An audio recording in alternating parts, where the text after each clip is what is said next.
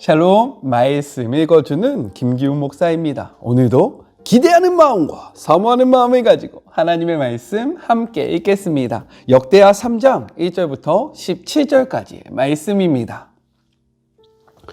솔로몬은 예루살렘의 모리아산 곧 하나님께서 그의 아버지 다윗에게 나타나셨던 곳에 하나님의 성전을 짓기 시작했다. 정확한 위치는 여부스 사람 아라우나의 타작마당이었는데 다윗이 미리 정해둔 곳이었다. 성전을 짓기 시작한 때는 솔로몬이 왕위에 오른 지 4년째 되는 해 둘째 달 2일이었다. 솔로몬이 정한 하나님의 성전 규모는 길이 27m, 너비 9m였다. 앞쪽 현관의 폭은 건물 너비와 같이 9m였고 높이도 9m였다. 성전 내부에는 금을 입혔다. 또 본당에 잣나무 널판지를 대고 순금을 입힌 뒤 그 위에 종려나무와 사슬 문양을 새겼다. 그리고 보석과 바르와임에서 난 금으로 건물을 장식했다. 들보, 문지방, 벽, 문 등 모든 것에 금박을 입혔다. 벽에는 그룹을 새겼다. 그는 또 지성소를 지었는데 길이, 너비, 높이가 모두 9m인 정육면체가 되게 만들었다. 그리고 금 600달란트, 22통 가량을 입혔다. 금 못의 무게는 50세겔, 0.6kg 가량이었다. 다락방에도 금을 입혔다. 그는 지성소에 놓을 거대한 천사 형상의 그룹 조각상 둘을 만들어 금을 입혔다. 나란히 선 두 그룹의 날개 길이를 합히면 각 날개는 2.25m, 벽에서 벽까지 9m에 달했다. 그룹은 본당 쪽을 향하여 똑바로 서 있었다. 또 청색과 자주색과 홍색 천으로 휘장을 만들고 그 안에 그룹은 문양을 수놓았다. 그리고 따로 세울 거대한 기둥 2개를 만들었는데 각각 높이가 15.75m에 기둥 머리에만 2.25m였다. 각 기둥의 꼭대기에는 정교한 사슬 세공으로 목걸이처럼 장식했고 그 사슬들에는 석류 모양 100개를 달았다. 두 기둥은 성전 앞에 세웠는데 하나는 오른쪽에 다른 하나는 왼쪽에 세웠다. 오른쪽 기둥은 야긴, 안전이라 하고 왼쪽 기둥은 보아스, 안정이라 했다. 이것은 하나님의 말씀입니다. 우리는 어제부터 역대하 말씀을 함께 묵상하고 있습니다. 어떻게 은혜가 되십니까? 은혜가 되셨으면 좀 좋겠네요. 오늘 말씀은요, 지명과 그리고 단어를 중심으로 함께 좀 생각해 보도록 할게요. 첫 번째 우리가 생각할 것은 무엇이냐? 모리아산입니다. 성전 건축은요, 솔로몬이 시작했지만 이는 하나님의 계획과 섭리 아래서 이루어지고 있었고요. 그리고 다윗과도 밀접하게 연결되어 있었습니다. 이 사실은 성전이 세워질 장소가 그것을 드러내주고 있는데 오늘 말씀 1절을 보니까요. 예루살렘 모리아산이라고 기록되어 있다는 거예요. 예루살렘은요. 하나님이 이스라엘을 택하시고 출애굽시키실 때부터 하나님께서 미리 그곳을 예정해 놓으시고 지정해 놓으셨다라는 거예요. 우리 말씀을 같이 한번 찾아보겠습니다. 역대하 6장 6절의 말씀이에요. 함께 읽겠습니다. 예루살렘을 택하여 내 이름을 거기에 두고 또 다윗을 택하여 내 백성 이스라엘을 다스리게 하였노라 하신지라 라고 기록되어 있어요.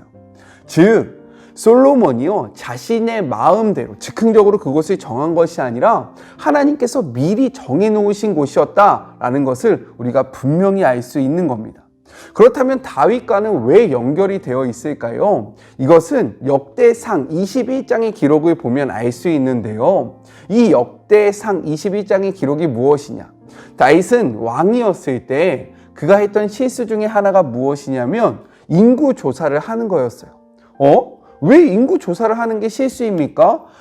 나라의 백성들이 몇 명이나 있고 이런 것들을 조사하는 것은 괜찮은 거 아니에요? 라고 생각이 되어질 수 있죠. 그런데 이 밑바탕에는 어떠한 마음이 깔려 있었냐? 이스라엘 백성은요 누구를 의지해야 합니까? 하나님을 의지해야 해요. 하나님을 바라봐야 합니다. 그런데 인구 조사를 한다는 것은 어떠한 의미냐면 지금 내 나라의 백성이 얼마인지, 군사는 몇 명이고 내가 가지고 있는 힘이 얼마인지를 확인하는 작업이었다라는 거예요. 즉 이것은 하나님보다 자신의 힘을 의지하려던 그 다윗의 마음이 드러나는 행위였다라는 거죠. 그래서 하나님은 이것을 기쁘게 생각하지 않으셨어요. 이 일 때문에요, 전염병으로 말미암아 7만 명이 죽게 됩니다. 몇 명이요? 7만 명이요. 지금 우리가 코로나 때문에 물론 우리나라는 방역을 잘해서 몇백 명밖에 죽지 않았지만 이 몇백 명이 죽음으로 말미암아 우리가 얼마나 두려워합니까? 마스크를 쓰고 거리를 두고 지금 난리가 아니잖아요. 그런데 이 전염병으로 인해서 7만 명이 죽은 사건, 정말 대단한 사건이 아니겠습니까? 하나님은요, 이것을 거두기 위해서요, 다윗에게 명령을 해요. 무엇이라고 이야기하냐면 여부스 사람 오르난의 타작마당에서 제단을 쌓아 번제를 드리라고 명령을 합니다. 다윗은요, 이 전염병을 끝내기 위해서 하나님의 말씀을 쫓아서요, 그곳에 나아가서 번제와 희생 제물을 하나님 앞에 올려드리고요, 이것을 기쁘시게 받으신 하나님께서요, 그 전염병을 그치게 하십니다. 바로 이 장소가 어디냐? 예루살렘 모리아 산이라는 거예요. 그리고 더욱더 구체적으로 하면 오르난의 타작마당이다 라는 것입니다. 그리고 또 이곳은요, 성경의 기록을 보면요, 어디가 생각나야 되냐? 창세기 22장에 보면 아브라함이 자신의 아들 이삭을 데리고요, 그를 번제물로 바치려고 했던 산, 바로 이 산이 모리아 산이었다라는 거예요. 이곳에서 위대한 고백이 나오지 않습니까? 여호와 이레, 하나님이 다 준비해 주신다 라는 이 고백과 정말로 아브라함의 중심이 어디에 있는지를 확인한 그 장소가 바로 모리아 산이었다라는 거죠. 하나님은요, 미리 정해놓으신 예루살렘의 모리아 산에서 솔로몬을 통해서 성전을 짓게 하시는데, 이 모든 사건을 통해서 우리에게 주시고자 하는 메시지가 있다라는 거예요. 첫 번째 무엇이냐? 다윗의 사건을 통해서 주시고자 하는 메시지. 이곳은 하나님의 임재가 머무는 곳이라는 거예요. 기도했을 때 응답이 이루어지는 곳, 기도했을 때 하나님이 역사하시는 곳이 바로 성전이다라는 메시지를 우리에게 던지고 있고요. 두 번째는 무엇이냐? 아브라함의 사건을 통해서 우리에게 이야기하고 계시는 거죠. 무엇이요? 너희들의 삶 속에서 가장 우선시 되는 것이 하나님이어야 하는 장소, 그곳이 바로 성전이다라고 이야기하고 있는 거예요. 그런데 우리가 성전을요, 건물로 생각해서는 안 됩니다. 왜요? 바울은요, 고린도전서 3장 16절을 통해서 이렇게 이야기하고 있기 때문인 거예요. 너희는 너희가 하나님의 성전인 것과 하나님의 성령이 너희 안에 계시는 것을 알지 못하느냐. 다시 한번요. 너희는 너희가 하나님의 성전인 것과 하나님의 성령이 너희 안에 계시는 것을 알지 못하느냐. 그렇기 때문에 이 말씀을 근거로 다시 한번 예루살렘의 모리아 산의 이 의미를 우리의 삶 속에 적용해 보면요, 우리의 몸은 하나님이 임하시는 곳이어야 된다라는 거죠. 그렇기에 거룩한 곳이어야 되고요, 하나님이 거룩한 분이시기 때문에 우리의 삶에 거룩하지 않은 것들을 끊어야 한다라는 그러한 메시지가 담겨져 있습니다. 우리의 몸은 하나님의 성전이에요. 두 번째, 우리의 삶의 우선순위는요, 다른 그 어떠한 것이 아니라 하나님이 되어야 함을 우리에게 이야기하고 있다라는 거예요. 이 메시지를 기억하시는 복된 하루가 되셨으면 좋겠습니다. 두 번째 생각할 것은 무엇이냐? 종려나무와 사슬 형상입니다. 이것은 바로 5절 후반절의 기록인데요, 역대기의 메시지는 열왕기의 메시지와 같은 내용을 담고 있습니다. 그러니까 우리가 성경을 읽다 보면 이거 어디서 읽어본 내용인데? 라는 생각이 들면 맞는 거예요. 같은 내용을 다른 부분에서 이야기하고 있기 때문인 거죠. 그런데 왜 같은 내용을 다른 곳에서 이렇게 반복적으로 이야기하고 있을까요? 이 5절의 말씀을 통해서 좀 생각해 볼게요. 먼저 5절 후반절에 같이 한번 읽어볼까요? 그 위에 종려나무와 사슬 형상을 새겼고, 이 동일한 내용을요, 역대상, 열왕기상 6장 29절은요, 이렇게 표현합니다. 같이 한번 읽어보겠습니다. 종려와 핀 꽃 형상을 아로 새겼고. 같은 내용인데요, 다르게 표현하고 있다는 거예요. 이것은 성경의 오류를 나타내는 것이 아니라요, 하나님이 분명하게 드러내고자 하는 메시지가 있었음을 우리는 확인할 수 있는 겁니다. 자, 먼저 역대기에서요, 이 사슬은 무엇을 나타내느냐? 하나님의 보호하심을 나타낸다라는 거예요. 그리고 열왕기상의 핀 꽃은요, 여호와의 영광과 고귀함을 드러내고 있다라는 거죠. 즉, 역대기의 메시지, 이 중요한 메시지는 무엇이냐? 여호와의 보호하심이고요. 열왕기상의 중요한 메시지는 무엇이냐? 여호와의 영광과 고귀함이라는 거예요.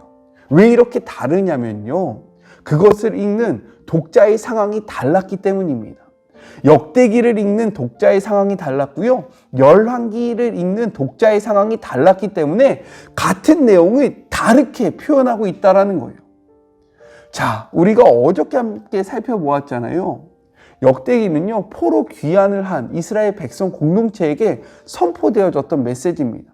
그들은요, 자신의 정체성이 흔들리고 있었고요, 그리고 자신이 어떻게 살아가야 할지 그 방향성을 알지 못하고 있었어요. 이러할 때에 하나님은요, 이 성전의 메시지를 통해서 내가 너희의 보호자됨을 이야기하고 있다는 거예요. 정체성이 흔들리고 어떻게 살아가야 되는지 알지 못하고 있는 상황.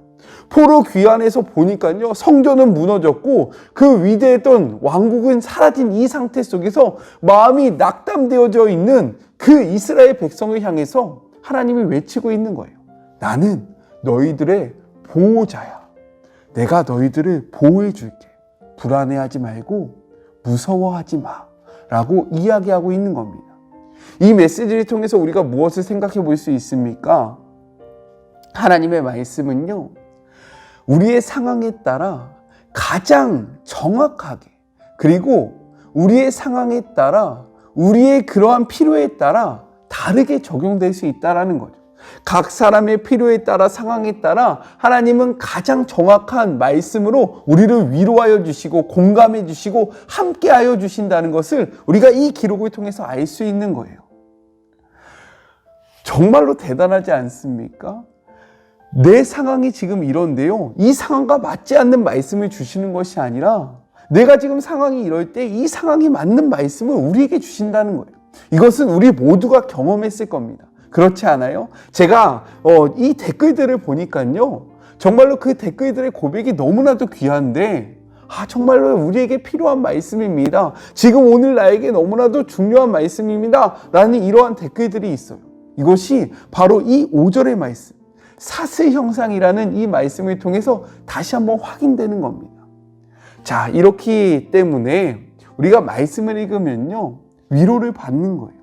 말씀을 읽을 때의 힘을 얻는 겁니다. 오늘 하루 하나님의 사랑이 가득 담긴 이 러브레터를 읽으면서 다시 한번 힘과 용기를 내시는 그런 복된 하루가 되셨으면 좋겠고, 우리의 상황과 우리의 환경에 공감하시고 우리를 바라보시는 그 하나님의 사랑을 마음껏 느끼시는 그런 복된 하루가 되셨으면 좋겠습니다. 그러기 위해서는요, 성경을 잘 알아야 되겠죠? 성경을 알 때 그 의미를 알 수 있으니까요. 포기하지 마시고 열심히 우리 같이 묵상합시다. 제가 도와드릴게요. 마지막 세 번째는 무엇이냐? 야긴과 보아스입니다. 이 야긴은요, 어떠한 의미를 담고 있냐? 굳게 서다, 견고하다 라는 뜻으로 그가 세우실 것이다 라는 의미를 담고 있습니다. 즉, 이는요, 성전 및 다윗 왕조를 세우시고 지탱해 가는 분이 바로 하나님이라는 사실을 선포하고 있는 거예요. 그리고 보아스는요, 힘이 있다, 강하다 라는 뜻으로 그분 안에 능력이 있다 라는 의미를 나타냅니다. 따라서 이는요, 성전 자체의 견고함과 안전함을 나타내고요, 또한 다윗 왕조에게 힘을 주시고 능력을 주시는 분이 하나님이라는 믿음의 고백을 담고 있는 거예요. 이것은 우리의 인생에도 마찬가지입니다. 우리의 인생을요, 세워가시는 분은 하나님이고요, 그리고 우리가 그분 안에 있을 때 우리는 힘과 능력을 얻을 수 있다는 거예요. 이것을 나타내는 표현이 바로 야긴과 보아스인 거죠. 오늘 이 말씀을 통해서 야긴과 그리고 보아스 되시는 하나님을 바라보는 그런 복된 하루가 되었으면 좋겠습니다. 우리 같이 기도할까요? 하나님 감사합니다. 역대하의 말씀을 같이 묵상하고 있는데요. 때로는 어렵기도 하고 때로는 알지 못하는 그러한 표현들이 가득해서 이게 무슨 의미일까 싶지만 하나하나의 의미를 따져보니까요. 우리를 향한 하나님의 사랑과 배려가 가득 담긴 말씀이라는 것을 우리가 함께 깨닫고 있습니다. 하나님, 우리가 이 말씀을 깊이 묵상함으로 하나님의 사랑을 깨닫는 하루가 되게 하여 주시고 그 사랑 안에 거하는 그런 복된 모든 순간들이 되게 하여 주시옵소서. 성전의 이 메시지가 우리에게 울림이 있기를 원합니다. 성전의 이 의미가 우리의 삶의 방향성을 다시금 세워주기를 소망하오니 하나님께서 깨닫게 하여 주시고 보혜사 성령님을 우리 가운데 보내주셔서 하나님과 더욱더 동행하는 우리 모두가 될 수 있도록 주님 축복하여 주시옵소서. 함께 하실 주님을 의지하며 예수님의 이름으로 기도드립니다. 아멘. 말씀을 통해 힘을 얻으시는 그런 복된 하루가 되셨으면 좋겠습니다. 저는요, 또 내일 만나도록 할게요. 사랑하고 주님의 이름으로 축복하면서 오늘도 힘내세요! 우리 내일 만나요. 안녕! 수고하셨습니다.